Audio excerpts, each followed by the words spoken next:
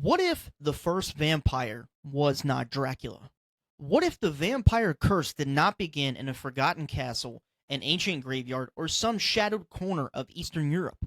What if it began with mankind's very first sin? And what if the woman, blamed for humanity's fall, refused to remain a symbol of guilt and become an immortal force capable of defying both heaven and hell? And what happens when the devil loves her, an angel will fall for her, and the sins she tried to bury finally come back demanding blood? Tonight, we are not entering a clean, comfortable fantasy world where good and evil remain on opposite sides of the battlefield.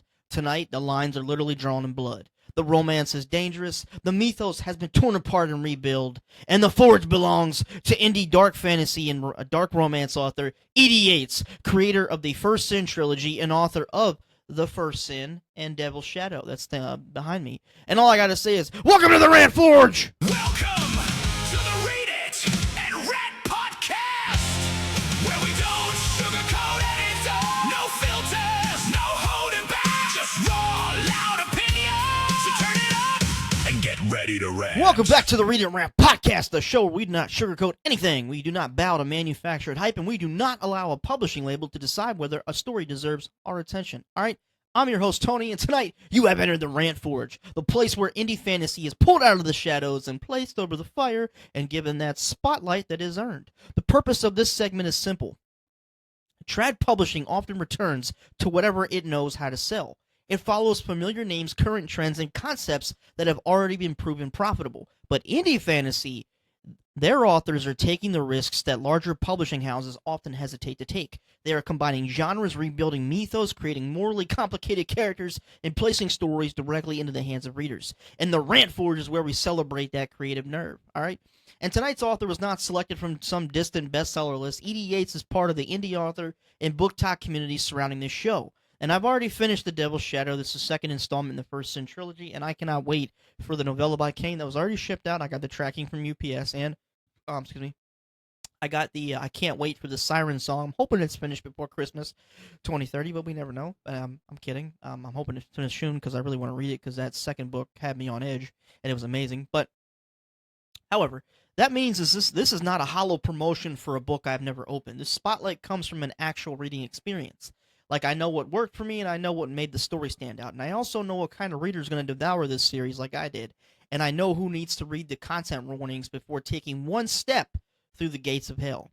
And tonight we're going to discuss the series premise, the author's indie journey, the mythological gamble at the center of the story, and why the Devil's Shadow convinced me that E.D. Yates deserves tonight's place at the Forge. All right? And this episode will remain spoiler-free. I may discuss the official setup of both books and the elements that work for me, but I will not reveal the twist, the ending, or any surprise that should belong to the reader. Now bring the lights down, turn that amplifier up, and let us strike that first piece of metal, alright?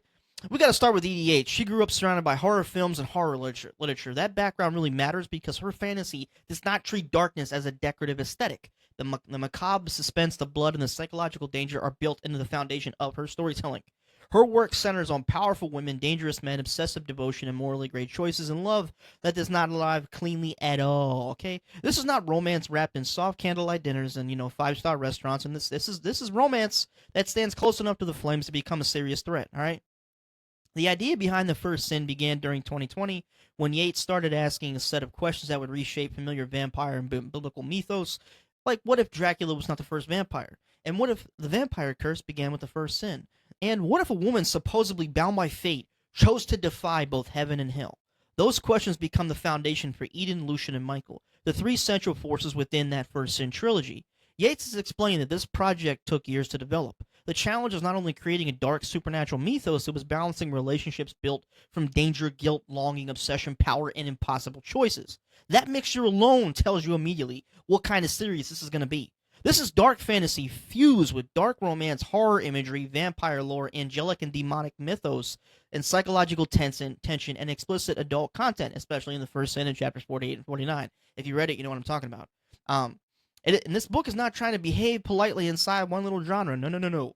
Like, it takes the apple, the serpent, the devil, the angel, the vampire, the assassin, the forbidden relationship, and the morally great heroine, and throws them all in the same furnace and lights the damn thing on fire. That is exactly the kind of risk the Rant Forge was built to recognize. And I want to discuss the opening novel, The First Sin, for a minute. Without giving away any of the discoveries waiting inside it. At the center of the story is Eden, a woman connected to mankind's original sin who becomes something immortal, dangerous, and impossible to contain. And then we got Lucian, who is the literal devil. He's the embodiment of temptation, obsession, and a love that does not know how to remain gentle at all. And then we got the Archangel Michael. His mission and feelings collide, creating a relationship that is shaped by longing, duty, guilt, and sacrifice. And then the series takes figures and ideas many readers already recognize and refuse to leave them untouched. And then we have biblical creation mythos becomes a starting material for vampire lore, and the first sin becomes more than a moment of disobedience. That becomes an origin story involving blood, power, immortality, damnation, and choice. That concept could have become a gimmick. It could have been nothing more than, look, the devil is attractive and the angel has feelings. And I think Book Talk has seen plenty of surface level mythos thrown around because certain names and tropes attract attention, but the real question is whether the author builds emotional consequences behind that aesthetic. And I think we also have to ask ourselves these other questions. Like, does immortality cost something? Does obsession create danger? Does forbidden love force anyone to make an impossible decision? And does the mythos affect the characters' identities, or is it merely a costume they wear? And from what I experienced in The Devil's Shadow, Yates is interested in those consequences. Those characters are not simply posing beneath black wings for a dramatic cover. Their histories follow them throughout the story. Their loyalties pull them in completely opposite directions, and their love can protect, possess, punish, and destroy. Um, and I think that's where dark romance either earns its darkness or becomes empty shock value. Like, the danger has to matter, and it does. Now we have reached the book I finished months ago, which is The Devil's Shadow, which is book 2 of the First Sin trilogy.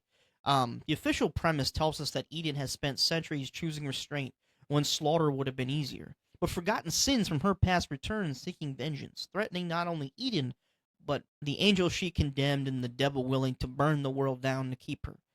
And to save the men she loves, Eden must confront the darkness she has spent her life trying to escape. That is the spoiler-free setup, and it works, though, because it expands the conflict in the correct direction.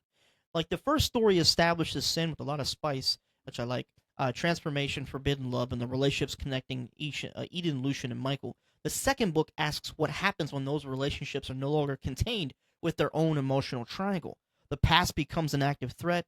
Vengeance enters the room heavy. The consequences really spread outward, and it actually has like a ripple effect, like really, really amazingly. And Eden can no longer protect the people she loves by pretending the darkest part of her does not exist. That is a powerful dark fantasy engine whose protagonist has spent centuries controlling her capacity for violence and being placed in a situation where restraint may no longer be the moral choice, and sometimes embracing the darkness as lazy language and used to excuse the character doing whatever the plot needs. But when it's handled well, like it is in this book, it becomes a question of identity. Um, and also, it's like it also asks questions like, can you use the part of yourself you fear without allowing it to control you? And can violence become protection without becoming hunger? And can someone reclaim power that has been used to define, condemn, or imprison her? And if love is the force pulling that darkness to the surface, is that love salvation or another form of damnation? Those are the questions that are smoldering underneath the devil's shadow. Um, and one of the strongest elements for me was the pacing. I have made my preferences very clear on this show. I do not need a book to sprint so quickly that the world and the characters become a blur, but I also do not want to spend hundreds of pages waiting for the story to remember it as a plot. However, The Devil's Shadow found the balance. The pacing felt deliberate without becoming slow. The tension continued to rise. Each new pressure built on the one before it, and the story kept giving me a reason to move forward. That is an essential. That's seriously important in a sequel, and I think book 2 cannot survive on the assumption that readers will remain invested simply because they like book 1. A sequel has to deepen the characters, widen the conflict, and increase the emotional cost. It should not feel like an extended bridge designed only carry readers toward the finale. The Devil's Shadow does not feel like filler. It escalated. It made the mythos a lot more dangerous. It placed greater pressure on the relationships, and it drove toward an ending that felt properly climactic. I was not left wondering why the book existed. I was left wanting the third installment, like right then and there. That is exactly what book 2 is supposed to accomplish. And I think another strength is the prose. E.D. Yates writes with a style that matches the world she has created. It's very dark, atmospheric, emotionally charged, and cinematic. Like, the writing does not merely report that something supernatural or violent has happened. It tries to make the moment feel physical. especially with the mythos having texture and the danger has weight. The emotional confrontations carry the heat of everything these characters have survived together. That really matters in dark fantasy because atmosphere is not created by repeatedly telling the reader that everything is dark. You can place a character in hell, surround her with blood, give everybody black wings, and still produce a story with no genuine atmosphere. And especially becomes atmosphere comes from the way a scene makes the reader feel, and it comes from anticipation before violence. It comes from desire mixed with mistrust, and it comes from the sense that every beautiful thing in the room might also be dangerous. And Yates really understands that contradiction, and the prose can become lyrical without strangling the pacing, and the imagery can become gruesome without reducing the scene to meaningless gore, and the romance can become consuming while the danger remains very visible. The result is a story that often feels less like reading a quiet mythological retelling and more like watching a dark supernatural film projected across the inside of your skull. And that cinematic quality was one of the reasons The Devil's Shadow works so well for me. Um, Now, right now, mythological retellings are everywhere, and many of them take the safest a possible approach. They change the angle slightly, make the villain attractive, add romance, and leave the basic structure untouched. E.D. Yates takes a larger swing. She connects the Christian creation mythology, the concept of original sin, vampires, fallen angels, hell, the devil, vengeance, and immortal desire. And she also draws on wider mythological energy rather than treating the story as a simple line by line retelling of a religious text. The result is deliberately irreverent. This is not biblical fiction. It is not theology. It is fantasy that takes something familiar, sacred, and supernatural, especially supernatural symbolism, and melts them into a new weapon. And for the right reader, that is very thrilling. You recognize enough of the foundation to understand the significance of a name, a relationship, or an act of rebellion, but you cannot also assume the story will follow the version you already know. That uncertainty alone creates momentum. Um, the reader is constantly asking what Yates is going to preserve, what she's going to overturn, and what new meaning she's going to give to sin itself. In this world, sin is not merely a stain placed upon a woman by somebody else's judgment. It becomes power, identity, and a weapon, and it can become the very thing required for survival. Um, Now we have to talk about the spice because I brought it up earlier because this is the adult dark romance, um, and it's honestly pretending to be otherwise would be very dishonest. This series contains explicit sexual content. The relationships involve obsession, dangerous power dynamics, forbidden desire, and morally great characters. But that really worked for me in The Devil's Shadow, because there was serious balance between spice and action, and I like that. Um, and also the spice did not feel as though it had been dropped in the book merely to satisfy a marketing label or filler. It belonged to the relationships and the emotional pressure really surrounding them. I think that distinction really matters.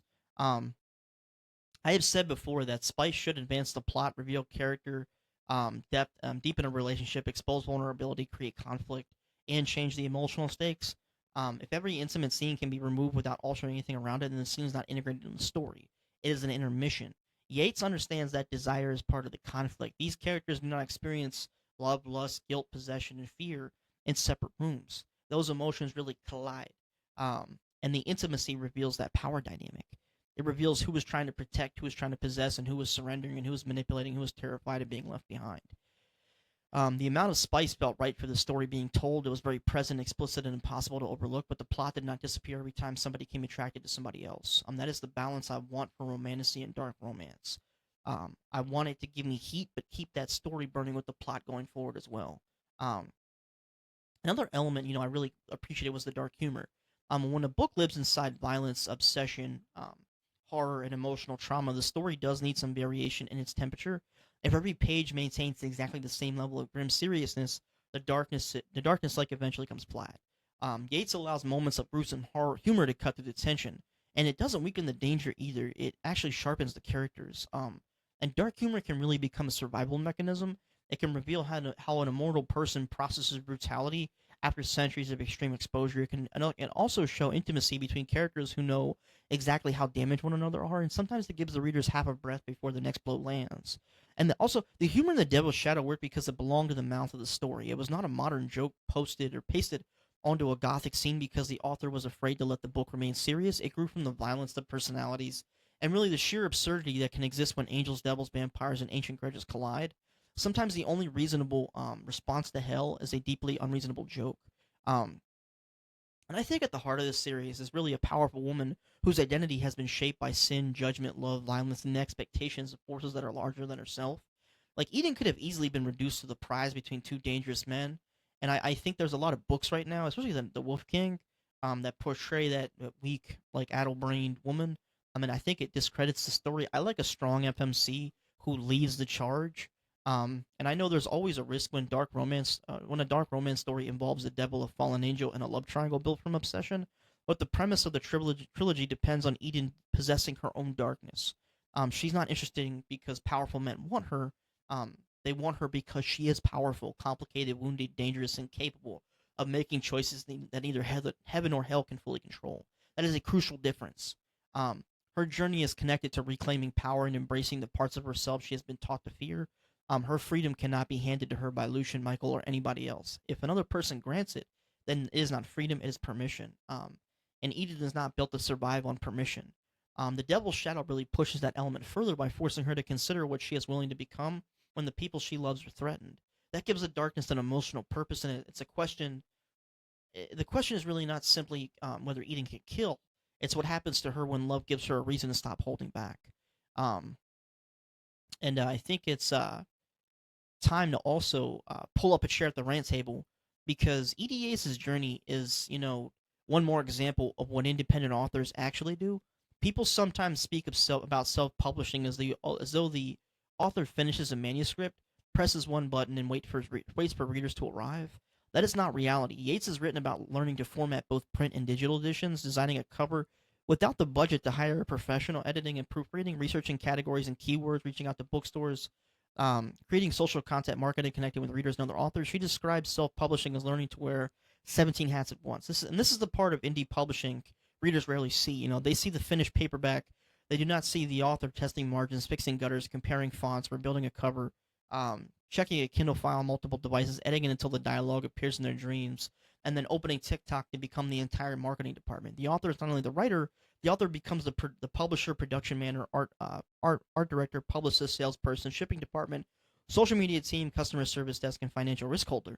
And somebody looks at the finished books and says it's only self-published. Only? There's nothing only about carrying every stage of a book on your own back.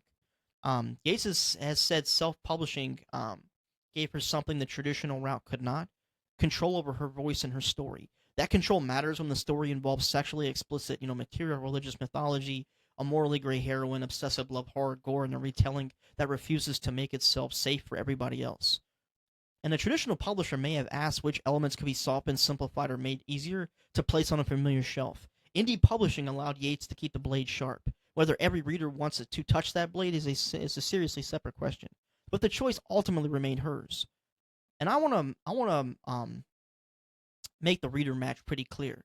You should investigate the First Sin trilogy if you enjoy dark adult romantasy, vampires, fallen angels, the devil as a central character, forbidden love, enemies to lovers, energy, obsessive devotion, love triangles, powerful heroines, mythology rewritten with a darker edge, horror imagery, gore, emotional intensity, morally great choices, and a spice that is woven into the relationships. If you like stories where love and possession are standing dangerously close to one another, this series is going to speak your language, like straightforward. And if you want a heroine who has been judged for centuries and finally deciding what her darkness belongs to, you need to put Eden on your radar. And if you want a series that takes familiar biblical and vampire lore and turns it into something cinematic, violent, romantic, and irreverent, you need to begin with the First Sin. Now, for the people who should approach it carefully or not at all, this series is not for younger readers. It's not for anyone who wants closed-door romance. It's not for readers who are uncomfortable with sexually explicit material, blood, violence, gore, obsession, complicated power dynamics, or morally compromised characters. And if you do not want Christian figures and Christian mythos reimagined far outside religious canon, this will probably not be your book. This is not an insult to the author or the reader. Content warnings are not a sign that a story has failed. They're a sign telling the correct audience where the door is and giving everybody else the information needed to walk away. And the Rant Forge is not about claiming that every indie book is for everybody. It's about making sure the right readers know the book exists. And I'd say tonight's Forge verdict belongs to E.D. Yates and the First Sin trilogy. I chose E.D. Yates because this spotlight belongs inside our own book talk and indie author community, and because I can speak honestly about my experience with The Devil's Shadow. I called it an amazing read. The prose was beautifully written. The pacing landed where I needed it to land. The tension continued to escalate. The mythos felt cinematic. The gruesome humor gave the darkness personality. The spice really supported the relationships instead of replacing the plot. and the ending delivered the kind of climax that made me immediately want book 3. And that is not borrowed hype. That is my reaction after finishing the book. So tonight, E.D. Yates really receives the Forge Signal. This is a series that was made for readers who want their fantasy drenched in blood, their mythology unafraid of sacrilege, their heroines powerful enough to terrify heaven and hell, and their romance sharp enough to leave a scar. You need to start with the first sin, then step into the devil's shadow. And when you reach the end, you may find yourself waiting for the third installment, which is called The Siren Song. And check out also Kane, her novella. It actually is going to release soon. I'm actually thinking I'm getting my copy tomorrow. And check her out. Give her a follow on TikTok. But if tonight's episode sounds like your kind of darkness, go follow E.D. Yates on her social media platforms. Visit her merch shop on edyates.com and on her official website, and look for The First Sin in the Devil's Shadow in the format that works for you on Amazon, her website, or wherever books are sold. Do not stop at buying the book. If you read it, review it. If you enjoy it, talk about it. And if a scene destroys you emotionally, make the video. And if you know a dark romance reader who wants vampires, angels, demons, forbidden love, vengeance, and a heroine with a dangerous edge, send them this episode. Independent books do not receive automatic front table placement. They move because readers move them, and I want to hear from the rest of the community. Indie fantasy authors, place your name, your book title, your subgenre, and one spoiler-free sentence about your world in the comments. You know, readers tag an indie fantasy author whose book you have actually read and want to see featured in a future Rant Forge episode. Do not nominate somebody only because the cover looks pretty. Tell me what book did it to you. Tell me why it deserves the fire. Let's go from there. But E.D. Yates has officially entered the Rant Forge, and the First Sin trilogy has left its mark in blood. I want to thank you for joining tonight's episode of the Read It Rant podcast. Follow the show on TikTok, Spotify, YouTube, and Facebook. Subscribe so you not miss the next indie fantasy author we will pull from the shadows and place beneath that rant light. Until next time, keep supporting the storytellers willing to take risks. Keep reading outside that gate. Keep that forge burning. Remember, we do not sugarcoat anything. Embrace the rant. Read it and Rant is out.